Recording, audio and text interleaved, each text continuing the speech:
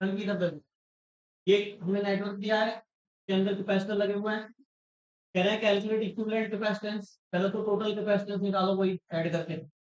उसके बाद and the charge on the nearest capacitor to the point A. तो A point के, अच्छा मैंने ए पॉइंट नहीं लिख दिया, ये ए पॉइंट है, ये बी पॉइंट है। ए पॉइंट के जो सबसे पास में है कैपेसिटर, उस पर चार्ज निकालना है बस। तो सबसे पास में ए पॉइंट के सबसे पास कौन सा है, ठीक है। इस पे चार्ज भी बताना है कितना है। चार्ज कब बताना है, जब हमने ए और बी के बीच में कितने वोल्ट की सप्लाई लगाई हुई है, 100 वोल्ट की सप्लाई लगाई हुई है।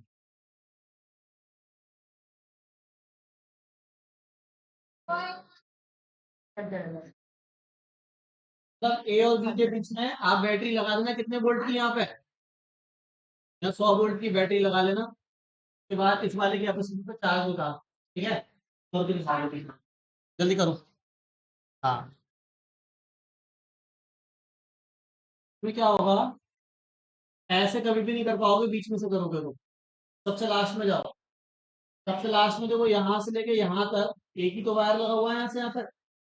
और इस पूरे एक वायर के अंदर 3 कैपेसिटर है, ये और ये। तो ये तीनों कितने हो गए, 3। तो यहाँ से सर्किट सॉल्व होता हुआ आएगा पूरा पीछे से यहाँ। पहले इन तीनों को सीरीज में जोड़ो, तो तीनों को सीरीज में जोड़ोगे तो क्या आएगा बताना। 1/c equal to 1/3 plus 1/3 plus 1/3। Series में ये तो फॉर्मूला होगा। तो 1/c इक्वल टू 3/3। 3 से 3 कैंसल, 1 1। तो सी डैश कितना आया, सही है। अब कहने का मतलब ये है, ये सारे हट गए यहाँ से, और यहाँ पर एक आ गया कितने का,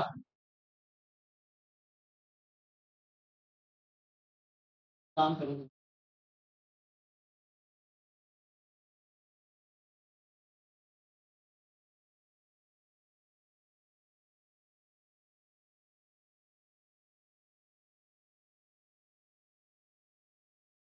तो ये तीनों हट गए यहाँ से।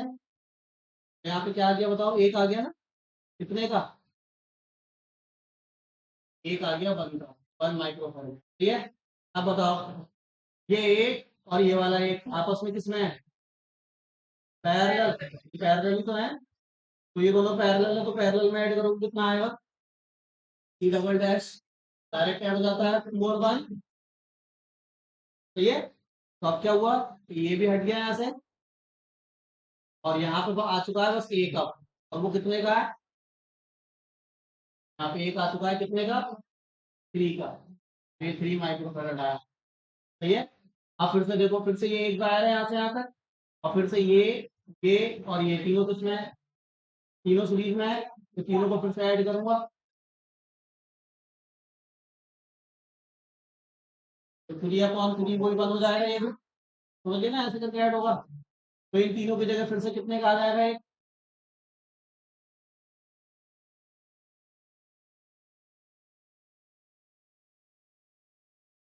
एक आगे 1 का।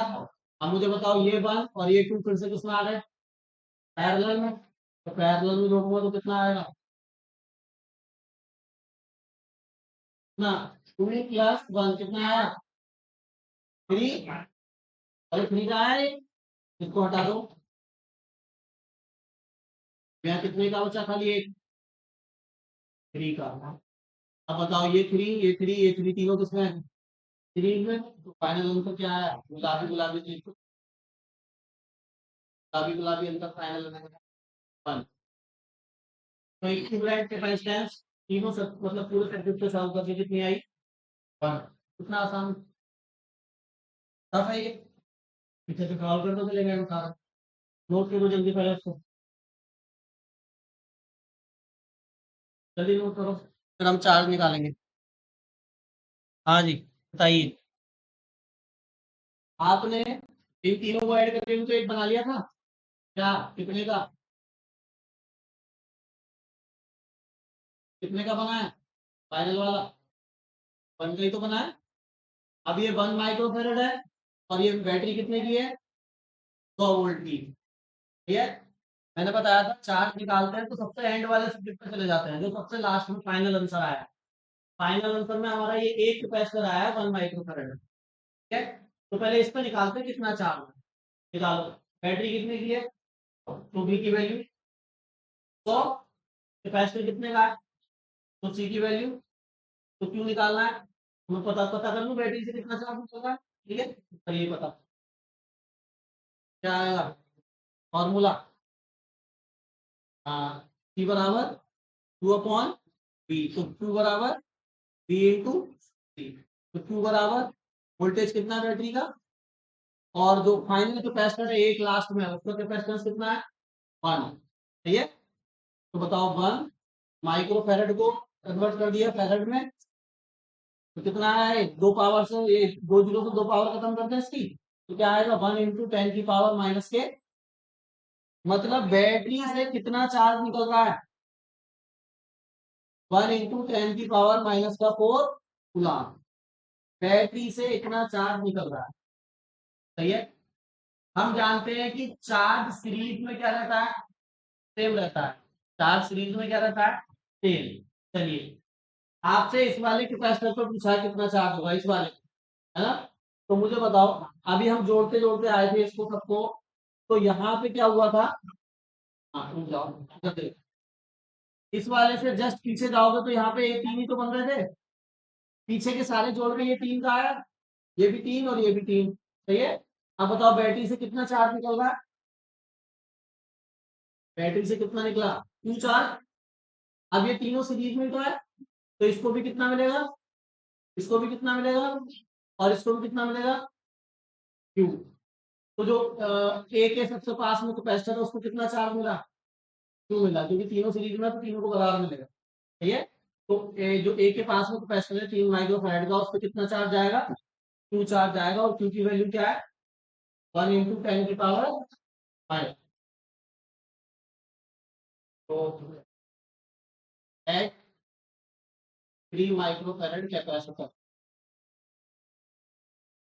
चार्ज कितना होगा, क्यू बराबर 1 × 10⁻⁻⁴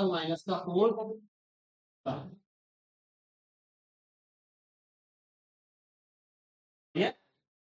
तुमने क्या करा, मैं बताऊं, तुमने ये करा कि तुमने देखा कि भैया इस वाले कैपेसिटर को पूछ रहे हैं, तो तुमने कैपेसिटी इसकी ले ली 3 माइक्रो फैराड, है ना, सी ये ले लिया और बी ये वाला ले लिया बैटरी का, तो तुम्हारा 3 × 10⁻⁴ आया, लेकिन वो गलत है, पता है क्यों गलत है, क्योंकि तुम सी तो इसका ले रहे हो, लेकिन बी थोड़ी ना इसको 100 होगा, सीरीज में पोटेंशियल थोड़ी सेम होता है, ड्रॉप नहीं हो गया होगा इस पे जाकर कुछ, इस पे बटा होगा, इस पे बटा होगा, इस पे बटा होगा, तो तीन जगह बांटो इस पोटेंशियल को 100 को, 100 को 3 जगह डिवाइड करोगे 100/3, 100/3, 100/3, तो अगर इस वाले से भी कर रहे हो ना, तो सी की वैल्यू 3 ले लो, और बी की वैल्यू कितनी लोगे फिर 100/3, तो सी और बी जब ऐसे मल्टीप्लाई करोगे, देखो सी मैंने 3 ले लिया और बी ले लिया 100/3 और 10⁻⁻⁶, देखो अभी भी कितना आया 1 × 10⁻⁻⁴, तो ऐसे करना पड़ेगा, क्योंकि सीरीज में पोटेंशियल सेम नहीं होता है, ठीक है।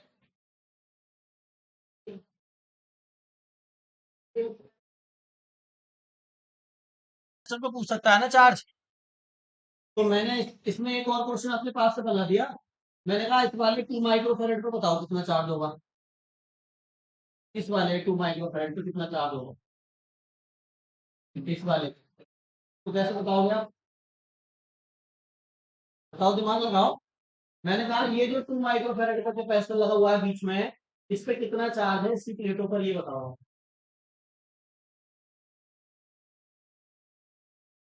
बताओ।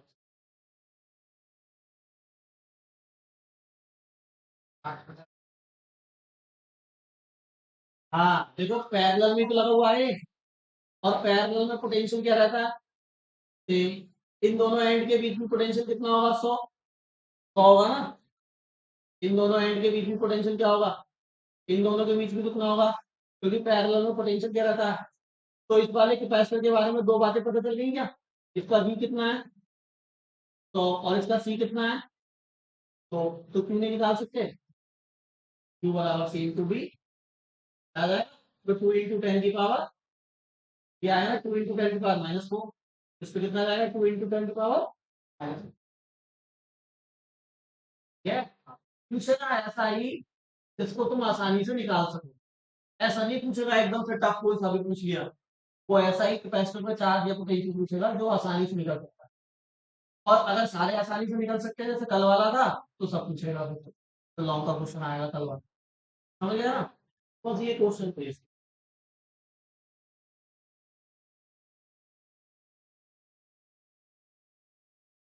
अब हम नया टॉपिक पढ़ेंगे। देखिए टॉपिक का नाम one day graph generator.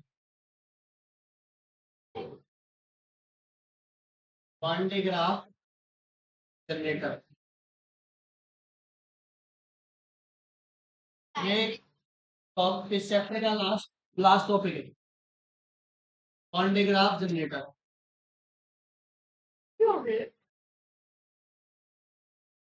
Chapter का लास्ट टॉपिक।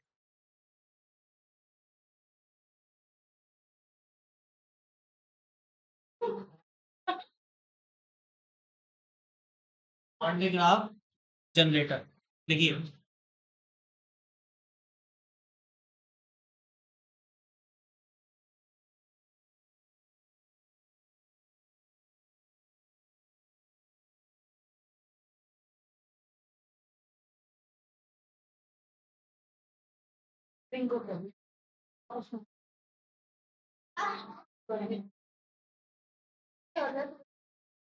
ठीक है।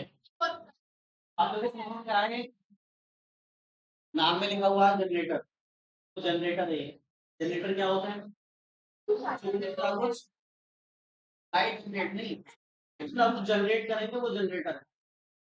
तब हाँ कुछ बनाएंगे उसको कुछ फीड करेंगे तो उनको क्या बोलते हैं हम? जनरेटर।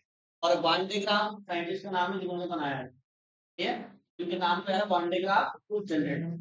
कैसा होता है कैसा दिखता है वो मैं आपको दिखा देता हूँ।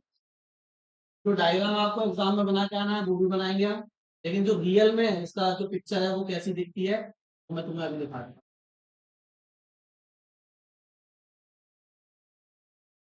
ये है वांडेग्राम रोड।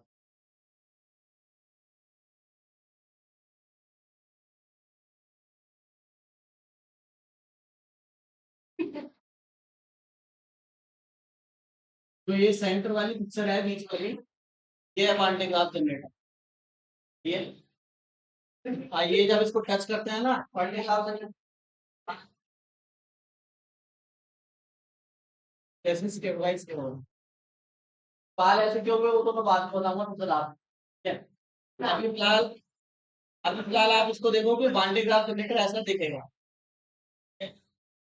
अब ये काम कैसे करता है इसका यूज क्या है तो बना क्यों रहा है इसको पढ़ क्यों रहा है वो पूरा डिटेल में हमें समझ लेंगे। ठीक है देखो मैं बताऊं इसका जो मेन मकसद है वांडेग्राफ जनरेटर का वो ये है कि इससे हम बहुत हाई पोटेंशियल जनरेट कर सकते हैं। क्या जनरेट कर सकते हैं? हाई पोटेंशियल हाई वोल्टेज का हो या हाई पोटेंशियल का हो वो जनरेट कर सकते हैं। लगभग 1 लाख तक 10 लाख तक वोल्टेज जनरेट हो जाएगा। वोल्ट तक 10 लाख वोल्ट तक वोल्टेज जनरेट कर सकते हैं। 10 लाख वोल्ट अभी बैटरी 100 वोल्ट की नहीं 10 लाख वोल्ट तक का ये पोटेंशियल डिफरेंस यानी जो पोटेंशियल है वो जनरेट कर लेता है। अब इतने इतने हाई वोल्टेज का करना क्या है वो भी बताऊंगा। ठीक है पहले हमें ये समझना है कि इतना हाई वोल्टेज जनरेट करेगा कैसे यानी इसका प्रिंसिपल क्या है इसका काम करने का क्या। एग्जाम में क्वेश्चन कैसा आएगा?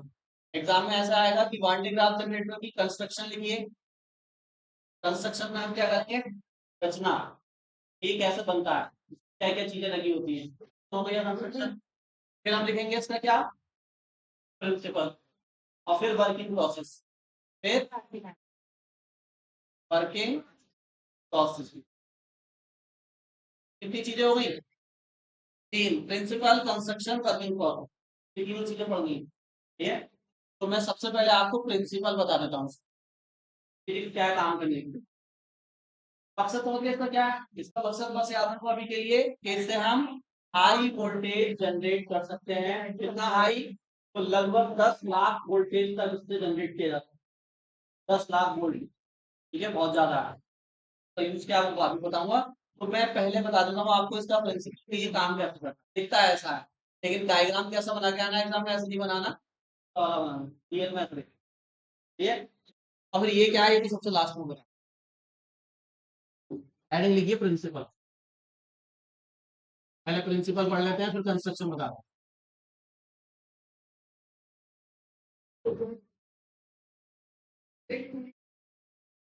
सिद्धांत, सिद्धांत लिखिएगा, देखिए वो तो क्या है, बहुत सिंपल सा प्रिंसिपल है इसका, बहुत सिंपल सा प्रिंसिपल है।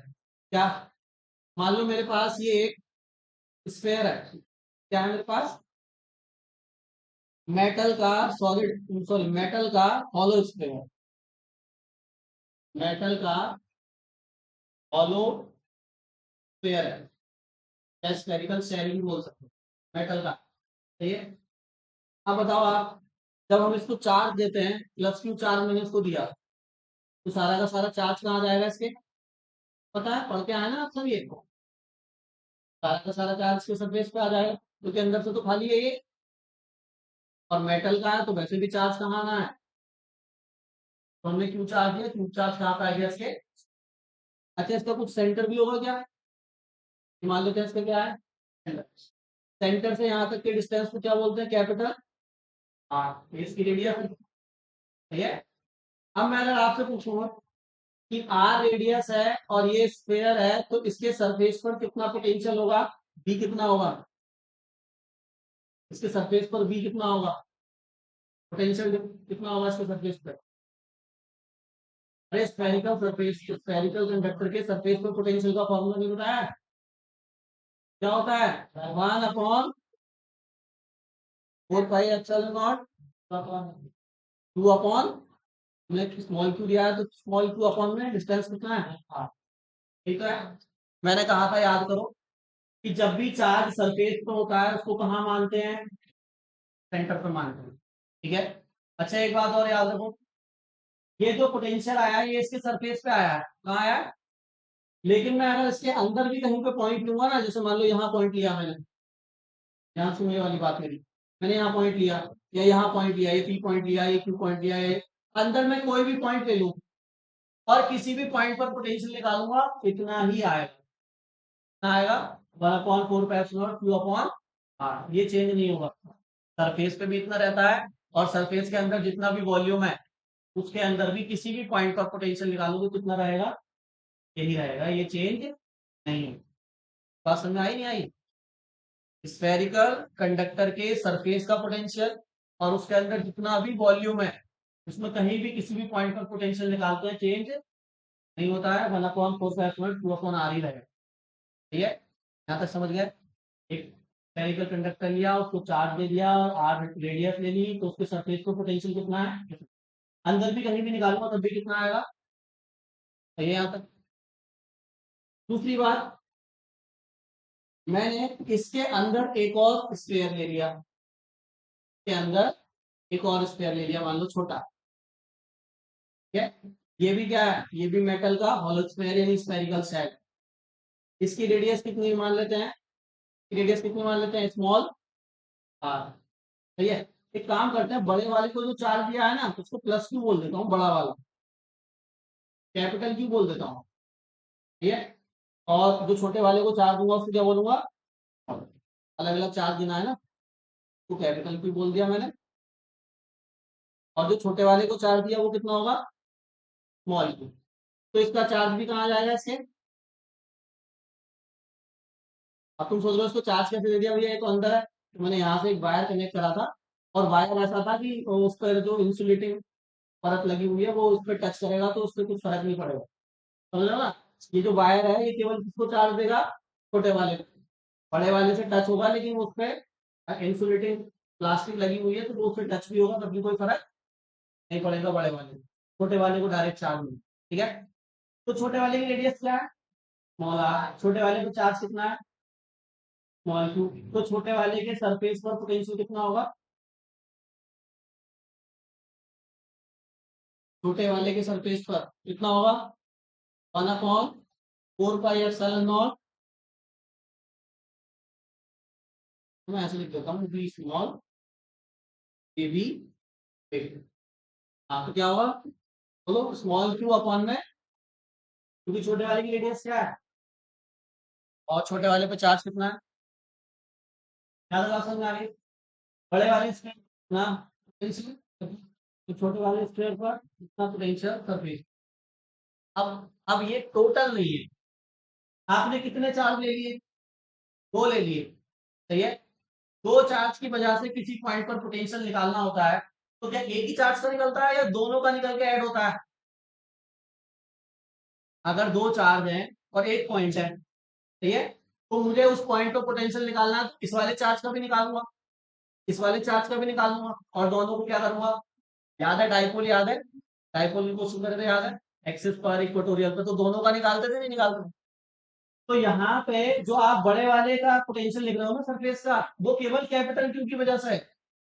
क्या स्मॉल क्यू का कोई पोटेंशियल नहीं होगा, बड़े वाले सरफेस पर कैपिटल क्यू का तो है, क्या स्मॉल क्यू का कोई पोटेंशियल नहीं होगा, होगा।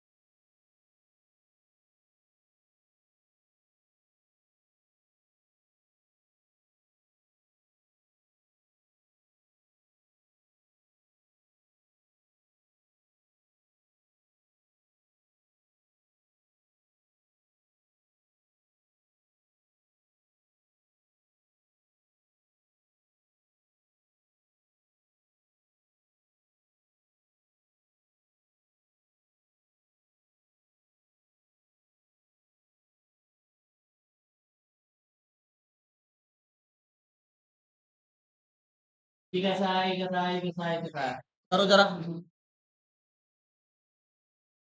कैसे लिखा है, समझ गए ना?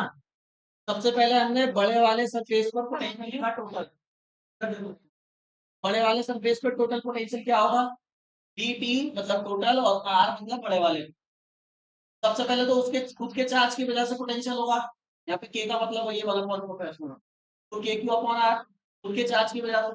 अब जो अंदर छोटा वाला चार्ज बैठा है उसका भी तो पोटेंशियल होगा सरफेस पर। तो उसका क्या होगा? के स्मॉल क्यू, और डिस्टेंस कितना है वहां से बड़े वाले तक का? कैपिटल। क्योंकि चार्ज को कहाँ मानते हैं हम? सेंटर पे। तो सेंटर से डिस्टेंस तो कैपिटल आ रही है, बड़े वाले पे जाना है। ठीक है। फिर मैंने छोटे वाले स्क्वायर पर लिखा टोटल पोटेंशियल। तो एक तो उसके खुद के चार्ज की वजह से होगा, एक क्यू अपॉन आर, और एक जो बाहर चार्ज है कैपिटल क्यू की वजह से होगा। तो बाहर वाले का मैंने अभी बताया था, बाहर वाले चार्ज का अंदर वॉल्यूम में कहीं भी पोटेंशियल निकालोगे सेम आएगा। कितना? ए क्यू अपॉन में, तो लिख दिया के क्यू अपॉन में कैपिटल आर आएगा, ध्यान देना, क्योंकि अंदर वॉल्यूम में पोटेंशियल हर जगह क्या होगा। अब यहाँ तक अब क्या करना है भैया, यहाँ पे अब आपको कुछ नहीं करना, छोटे वाले का जो टोटल पोटेंशियल है उसको घटा दो बड़े वाले की टोटल पोटेंशियल। तब डी टी स्मॉल आर, जैसे माइनस कर दो क्या, डी टी कैपिटल आर। अब तुम कहोगे भैया बड़े वाले में से क्यों नहीं कर रहे छोटे वाले को? अभी पता चल जाएगा, पहले करो तो सही। इस वाले आंसर में से इस वाले आंसर को घटाना है। तो देखो ये वाली टर्म तो सेम है, तो ये तो दोनों क्या हो जाएंगी? कैंसल। बचेगा क्या? बचेगा क्या? ये वाला माइनस, हाँ माइनस हो जाएगा ना, और क्या बचेगा? अपॉन में, अरे ये तो बचेगा, ये वाली टर्म तो कैंसिल हो जाएगी। जैसे इसको लिखोगे माइनस करोगे, इसको लिखोगे तो माइनस, ये वाला कैंसिल, और ये वाला ऐसे आ जाएगा, ये वाला ऐसे। ये आता कॉमन है दोनों में, क्या कॉमन है? के क्यू कॉमन है, तो ब्रैकेट में क्या बचा? बस। ये क्या है? अब देखो जरा, बस इससे इससे बस एक बात पता चली हमें, उसी को क्वांटिग्राफ समझो। मुझे बताओ ये वाली जो वैल्यू आएगी, ये पॉजिटिव रहेगी हमेशा या नेगेटिव रहेगी? अच्छा क्यू हमेशा हम पॉजिटिव लेंगे, ध्यान देना। ए और क्यू तो पॉजिटिव हो गए। अंदर की वैल्यू को देख के बताओ क्या ये वैल्यू पॉजिटिव रहेगी या नेगेटिव रहेगी? मतलब इसको सॉल्व करके जो आंसर आएगा वो पॉजिटिव आएगा हमेशा या नेगेटिव आएगा? जल्दी बताओ। देखो के पॉजिटिव, क्यू पॉजिटिव, आर छोटा है या कैपिटल आर? छोटा कौन है दोनों में? स्मॉल आर छोटा है। छोटी वैल्यू को अगर पलटते हैं तो ये बनती है, और बड़ी वैल्यू को पलटते हैं तो ये बनती है। बताओ कौन बड़ा है? ये बड़ा है। छोटी वैल्यू को अगर पलट दिया जाता है तो वो बड़ी हो जाती है, और बड़ी बड़ी वैल्यू को पलटते हैं तो वो छोटी हो जाती है। तो आर बड़ा था लेकिन पलट दिया तो क्या हो गया? स्मॉल आर छोटा था लेकिन पलट दिया तो क्या हो गया? मतलब ये वैल्यू बड़ी है और ये वैल्यू, बड़े में से छोटे को घटाते हैं आंसर क्या आता है? बड़े में से छोटे को घटाते हैं आंसर क्या आता है? पॉजिटिव। मतलब ये जो पोटेंशियल डिफरेंस है ये हमेशा क्या आने वाला है? सुन लो बस, अब ये पे टर्निंग पॉइंट है लास्ट। इसका डिफरेंस हमेशा पॉजिटिव आएगा। किस किसका डिफरेंस लिया था हमने? ये छोटे वाले का पोटेंशियल जैसे घटाया था किसको? तो छोटे वाले स्फीयर के पोटेंशियल को जब बड़े वाले पोटेंशियल से घटाया, बड़े वाले स्फीयर के पोटेंशियल से घटाया, तो आंसर कैसा आया? तो किसका पोटेंशियल ज्यादा है? छोटे वाले का। और किसका कम है? बड़े वाले का। तो हाई पोटेंशियल पे कौन हुआ? छोटा वाला। इसका ज्यादा है, इसका कम है, तभी तो घटा के पॉजिटिव आंसर आया। तो हाई पोटेंशियल किसका हुआ? छोटे वाले का। और लो पोटेंशियल किसका हुआ? बड़े वाले। छोटा वाला स्फीयर हमेशा कौन से पोटेंशियल पर रहेगा? हाई पोटेंशियल पे। और बड़ा वाला स्फीयर हमेशा कौन से पोटेंशियल पर रहेगा? Low potential. सही है, सुन लो, अब सुन लो, पूरी बात सुन लो। सही है, लिखना स्टार्ट कर दिया। अब हम क्या करेंगे, पहले क्या करेंगे?